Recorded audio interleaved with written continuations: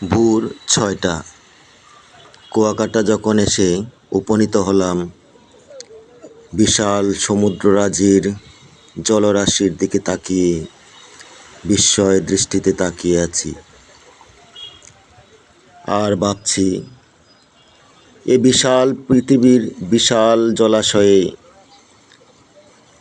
ভূভাগ দাঁড়িয়ে আছে। সমুদ্রের বেলাভূমির মাঝে যতই হেঁটে যাচ্ছি,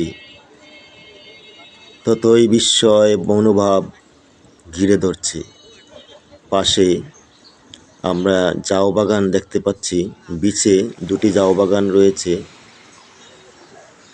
একটি কাছে আর একটি বহু দূরে, প্রায় 10 কিলোর মতো। এই ঝাউ বাগানটি কুয়াকাটা বিচ থেকে 2 থেকে 3 কিলো দূরে। বিশাল সমুদ্রের মাঝে বেশ কিছু মাছ ধরার ট্রলার নোঙর করে আছে। এখন বাটা।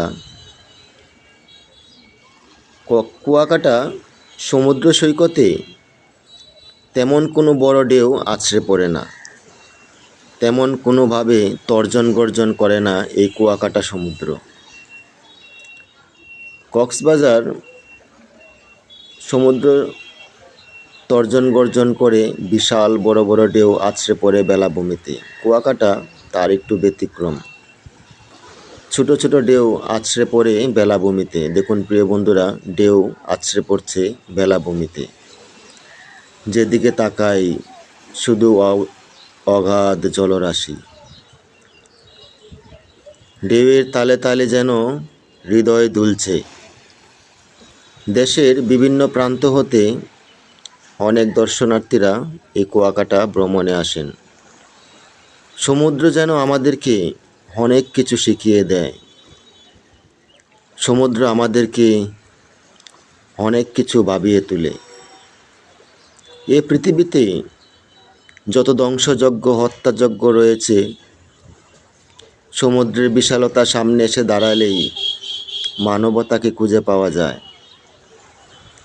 সমুদ্রের কাছে এলেই জীবনের পরিক্রমা, জীবন পথ কত সুন্দর করে তোলা উচিত তা উপলব্ধি করা যায়। যত কষ্ট রয়েছে সমুদ্র যেন গ্রাস করে নেয়, ফিরিয়ে দেয় এক চিলতে সুখ। আমরা একটি ভ্যান দেখতে পেলাম। টুরিস্টরা এই ভ্যানে চড়ে সমুদ্রের বিভিন্ন প্রান্তে, বেলাভূমির বিভিন্ন প্রান্তে ঘুরে বেরিয়ে থাকেন।